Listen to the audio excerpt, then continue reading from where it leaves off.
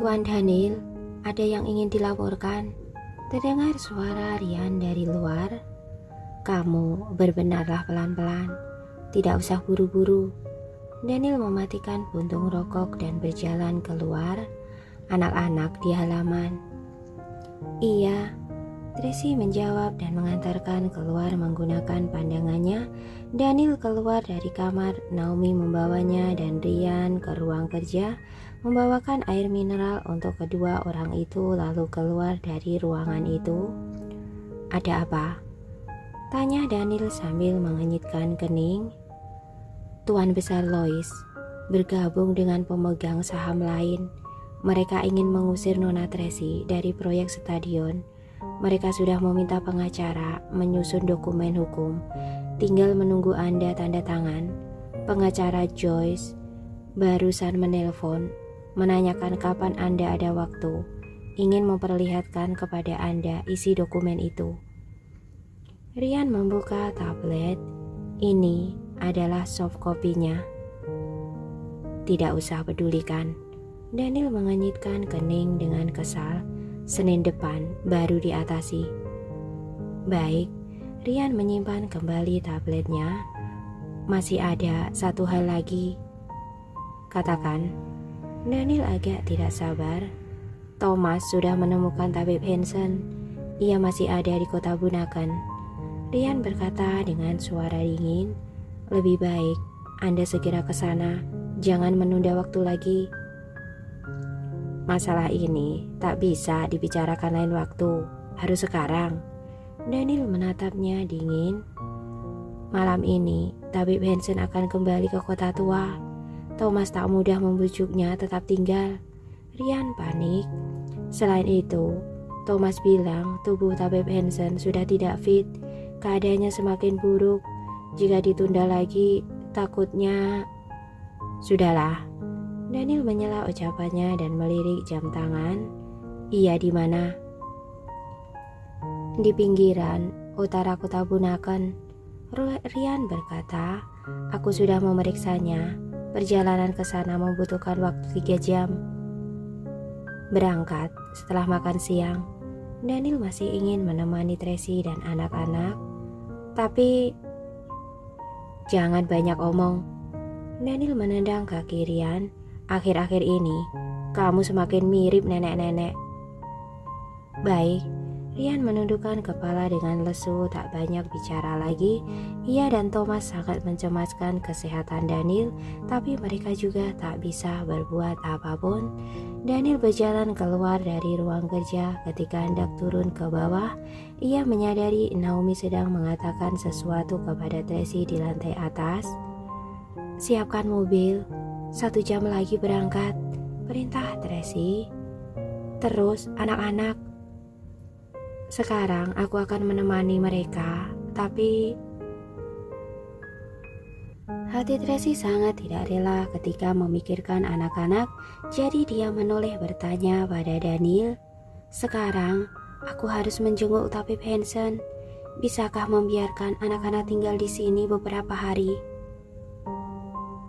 Bukankah lebih baik jika kamu kembali tinggal di Bukit Haruna sisi utara? Daniel mengenyitkan kening. Tinggal di sana lebih praktis. Kenapa harus tinggal di tempat jauh begini? Tracy tak bicara. Ia juga tahu tinggal di Bukit Haruna sisi utara lebih praktis. Tapi bukankah ia harus menjaga jarak dengan Daniel? Tidak bisa berbaikan langsung hanya karena pria ini pernah menyelamatkannya sekali. Jika kakak kembali, bukankah ia akan marah? Sudahlah, Daniel tak ingin membahasnya lagi. Kebetulan sekali, aku juga ingin mengunjungi tabib Hansen. Kita pergi bersama saja. Benarkah? Kalau begitu anak-anak tinggal di sini akhir pekan, minggu malam pulang. Daniel melangkahkan kaki berjalan keluar. Aku tunggu di mobil. Berangkat lebih awal. Oke. Tracy sangat bahagia. Ia lekas berlari ke halaman mencari anak-anak. Carlos, Carla. Mami. Ketika anak berlari menerjang ke dalam pelukannya dan memeluk kakinya, "Akhirnya bisa bertemu dengan Mami. Kami rindu sekali," seru mereka dengan bahagia. "Anak baik, Mami juga merindukan kalian." Tracy berjongkok dan memeluk anak-anaknya dengan antusias. "Kalian datang, kenapa tidak ke atas cari Mami? Mami tidak tahu kalian datang." "Papi bilang jangan mengganggu Mami istirahat. Mami kutusan." "Kenapa Mami tidak pulang ke rumah? Di sini jauh sekali. Hari ini kami berangkat subuh-subuh sekali dan sekarang baru sampai." "Benar, Mami pulang saja. Jika Mami tidak ingin pulang, Mami juga boleh tinggal di villa sisi utara. Di sana lebih dekat dengan kami." Ketika anak mengelilingi Tracy dan berbicara tak berhenti, Tracy melihat anak-anak yang penuh penantian. Ia tak tega menolaknya, tetapi ia juga tak ingin semudah itu goyah. Ia takut ia akan bersikap lunak pada Daniel. Jika hubungan mereka kembali lagi ke depannya, akan ada setumpuk masalah yang harus dihadapi. Sekarang menjalin hubungan dengan tenang dan menjaga jarak sebenarnya begini juga sudah sangat baik. Ketika mengingat ini, Tracy mencari alasan dan mengalihkan topik. Carla, ini adalah tempat yang ditinggali kakek dulu. Mami dan nenek pernah tinggal di sini. Di dalam rumah ada banyak foto kakek, nenek Juni, dan juga kami. Mami, kalian bisa melihatnya." "Benarkah?" Anak-anak sangat penasaran. Begitu mendengarnya, mereka lekas menarik Tracy. "Mami, cepat tunjukkan pada kami." "Mami mau keluar sebentar, malaman baru pulang." Tracy sekalian berkata, "Hari ini kalian tinggal di sini temani Tini, Winnie, Biti. Lalu besok Mami akan menemani kalian, oke?" "Tapi..." Ketika anak memandang ke arah Daniel, "Papi sudah setuju membiarkan kalian di sini selama akhir pekan. Besok malam baru pulang," ucap Tracy sambil tersenyum. "Benarkah? Bagus kalau begitu." Anak-anak bersorak gembira. "Anak baik." Tracy membelai kepala mereka bertiga. "Sekarang Mami mau pergi mengunjungi tabib Hansen. Mungkin malaman baru pulang. Kalian tinggal di rumah ya." "Baik." Carla menjawab dengan kompak. Ketika anak perempuan tahu ketika kakaknya ini akan tinggal, mereka juga sangat senang, lalu lekas menarik mereka bertiga bermain. Melihat anak-anak sangat bahagia, hatinya juga menjadi tenang. Ia meminta Paula dan yang lainnya melindungi anak-anak, lalu membawa Naomi keluar. "Naik mobilku saja," Daniel mengundangnya. "Tabib Hansen suka ketenangan, tidak usah membawa banyak mobil." "Baiklah." Tracy merasa ucapannya masuk akal. Ia dan Naomi naik ke dalam mobil. Hari ini Ryan menjadi sopir, Naomi duduk di sebelahnya. Di belakang ada Daniel dan Tracy. Mereka berempat berangkat menggunakan satu mobil, yang lainnya tinggal untuk melindungi anak-anak. Halaman dikelilingi oleh gerbang besi, bahkan seekor burung pipit pun tak bisa terbang masuk. Kedua sisi pinggir jalan adalah pohon-pohon. Cabang-cabang pohon lehat menghalangi matahari sedikit demi sedikit bersinar. Ini membentuk pola yang indah di atas jalan. 4 orang di dalam mobil sangat hening, tidak ada yang saling bicara. Hanya saja Ryan dapat merasakan tatapan dari Naomi. Ia dan Hartono berbeda. Hartono masih muda dan masih bersemangat. Ia lebih berinisiatif, tetapi Ryan lebih tertutup. Walaupun kedua orang ini jelas-jelas saling punya perasaan, tetapi tidak ada yang saling menunjukkan. Daniel dan Tracy yang duduk di belakang juga tidak saling bicara, meskipun banyak hal yang ingin ia bicarakan, tetapi saat ini mereka memilih untuk diam. Kring, kring. Tiba-tiba sebuah dering telepon membuyarkan suasana hening itu. Ryan menjawab menggunakan Bluetooth speaker mobil. Halo, halo, apa ini dengan Rian? Terdengar suara lembut dari ujung telepon. Iya, dengan siapa? Rian melirik Naomi, ia agak gugup, kening Naomi mengenyit, raut wajahnya pun menjadi masam. Aku, Friska Amberson, aku ingin mencari Presiden Daniel. Ketika mendengar ucapannya, Rian menghela nafas secara spontan. Untung saja bukan mencarinya, tapi kemudian ia mulai tak tenang. Ia menatap Daniel dari kaca spion belakang. Daniel melakukan gestur tangan. Rian menjawab, Nona Friska, ada apa mencari presiden kami? Aku sudah tiba di kota Bunaken. Aku ingin bertemu dengannya, Friska berkata dengan santai. Waktu aku terbangun hari itu, ia sudah tak ada. Ada banyak pertanyaan yang ingin kutanyakan padanya. Ucapan ini tampak tak ada masalah, tetapi bagi Tracy yang mendengarnya, ucapan ini sangat ambigu. Tracy berpura-pura cuek seolah bersikap tak acuh, tetapi sebenarnya hatinya sangat bergejolak. Waktu itu di hotel terbangun, 3 kata kunci utama lekas membuat orang berimajinasi. Tampaknya waktu itu Daniel tak melewatkan kesempatan ini. Ketika mengingat ini, hati Tracy sangat tak nyaman, tapi ia malah menyunggingkan senyuman, menunjukkan sikap acuh tak acuhnya. Daniel meliriknya sekilas, ia terprovokasi oleh respon Tracy. Tiba-tiba ia bicara, atur waktu. Hah? Rian tertegun sejenak lalu lekas menjawab, baik. Lalu dia berbicara dengan Friska di ujung telepon. Nona Friska, kalau begitu aku lihat jadwal Presiden Daniel dulu. Nanti baru aku atur waktunya ya. Baik, baik. Friska sangat senang. Barusan Presiden Daniel yang bicarakan. Ia sedang berada di sampingmu.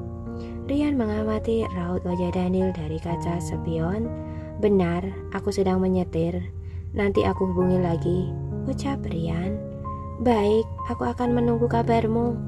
Friska sangat senang. Sampaikan salamku pada Presiden Daniel. Iya, Rian menjawab lalu menutup telepon.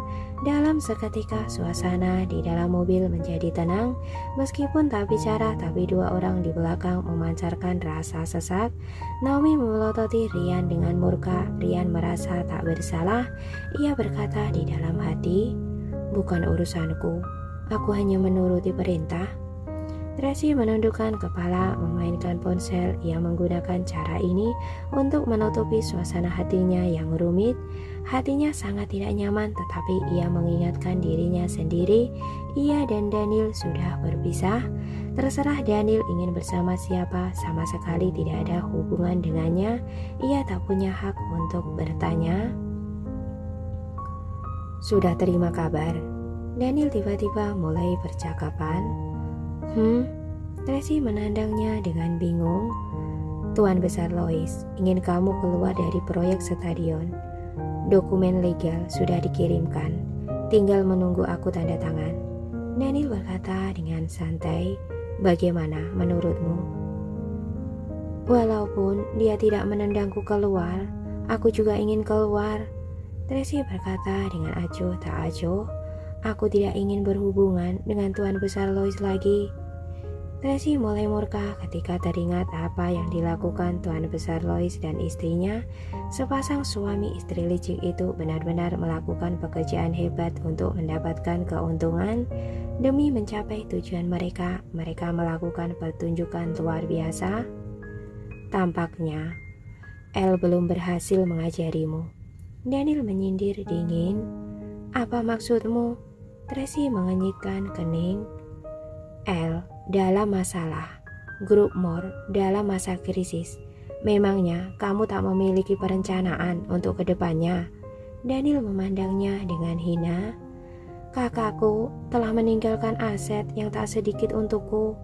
Tracy menjawab dengan acuh tak acuh. Tentu saja aku tidak akan duduk diam dan menunggu. Kedepannya pasti akan kembali mengurus bisnis. Tapi harus menunggu 2 tahun. Untuk menghindari komplikasi tak terduga. Wanita bodoh, Daniel berkata dengan dingin. Jika aku tidak salah tebak, sahammu di grup More sudah diambil alih. Jika tidak, para musuh El pasti sudah mencarimu sejak lama. Sekarang kamu masih aman, bukan hanya karena ada perlindungan dari Jeff, melainkan keberadaanmu yang tak mengancam mereka. Selain itu, ketiga anak El adalah perempuan, jadi tidak ada hak waris. Jadi, Tracy memandangnya dengan bingung. Apa yang ingin kamu sampaikan? Proyek stadion sudah dimulai. Kamu telah menginvestasikan uang sebelumnya. Walaupun tak banyak, tapi uang itu sudah masuk dan sah. Jika sekarang kamu diusir keluar dan menyebabkan masalah, seluruh pebisnis di dunia akan meremehkanmu. Kedepannya, kamu akan sulit untuk kembali. Tapi tak masalah juga, mungkin uang yang ditinggalkan El cukup untukmu. Kamu tak punya ambisi, hanya ingin hidup dengan tenang. Ini juga tak masalah. Selain itu, kamu yang sekarang mungkin sulit bersaing dengan keluarga Lois dengan mengandalkan kemampuanmu sendiri. Daniel mengatakan secara perlahan sambil membuka botol minumnya. Tracy tidak bicara, matanya terkulai ke bawah dan tenggelam dalam pemikirannya. Tentu saja ia tidak ingin diusir keluar. Tuan besar Lois jelas-jelas sengaja menindasnya. Pria tua itu mengandalkan kejatuhan grup More. Ia sendiri juga membawa beberapa anak-anak dan beberapa pengawal wanita untuk mengatasi berbagai masalah. Jadi pria tua itu sengaja mempersulitnya. Jika dengan temperamennya yang dulu Tracy pasti melawannya hingga akhir, tetapi sekarang sudah berbeda. Grup More sudah tak stabil, kakaknya tak diketahui masih hidup atau sudah tidak ada. Ia juga memiliki tanggung jawab melindungi anak-anak. Jika sekarang melawannya secara langsung, takutnya akan menyebabkan bencana besar. Hingga nanti jika sampai melibatkan anak-anak, ia akan merasa sangat bersalah. Selain itu, ia juga tidak ingin lanjut bertempur melawan keluarga Lois. Entah apapun yang terjadi, pada akhirnya ia merasa dirinya berhutang pada Dougal. Tapi benar kata Daniel, ia menyerah begitu saja, maka berarti memutuskan jalan sendiri. Jika kedepannya kakaknya ingin bangkit kembali, ini akan mempengaruhi reputasinya. Waktu itu ia menginvestasikan proyek ini atas nama grup More. Jika sekarang ia diusir keluar, ditambah lagi diumumkan dengan lantang, media pasti akan menuding jelek grup More. Sekarang Lorenzo masih tidak ada kabar, keberadaannya pun tidak jelas. Dunia luar sedang menyebarkan rumor jelek tentangnya. Ia tak boleh menambah beban untuknya lagi. Ketika memikirkan ini, Tracy menoleh kepala bertanya, "Kamu punya saran?" "Hal semudah ini masih perlu ditanyakan." Daniel menaikkan alisnya. "Sekarang masalah ini bergantung padamu. Selama aku tidak tanda tangan, mereka tidak akan bisa mengusirmu keluar. Jadi..." Ia mendekati Tracy dengan menggoda lalu berbisik di samping telinganya, "Sekarang seharusnya kamu bersikap baik padaku, membuatku senang. Mungkin Presiden Daniel sedang bermain aturan sendiri." Tracy menyela ucapannya dengan dingin. "Kami keluarga More tidak jatuh hingga sehina itu." "Ini tidak menarik." Daniel mengernyitkan kening tak senang. "Kamu bisa bermain aturan sendiri. Aku tak bisa. Demi memaksaku membayar utang, kamu memaksaku kerja 2 bulan di bar." Seketika Tracy tak tahu harus menjawab apa. "Jadi orang harus fleksibel," Daniel berkata dengan nada persuasif. "Selain itu, kita adalah orang sendiri. Air pupuk tidak mengalir ke ladang orang." "Kamu terlalu meremehkanku." Tracy kesal dengan sikap Daniel. "Dengan kemampuanku sendiri, aku juga dapat menyelesaikan masalah." "Begitukah?" Daniel menaikkan alisnya. "Aku tunggu." Tracy memutar bola mata ke atas lalu menoleh kepala melihat keluar jendela. Ia malas bicara dengan Daniel. Ujung pipi Daniel melengkung ke atas ketika melihat punggung Tracy. Setelah perjalanan selama 3 jam, akhirnya mereka tiba di rumah kecil di pinggiran kota. Setelah tabib Hansen kembali ke kota Bunaken, ia menemukan rumah kecil yang hening.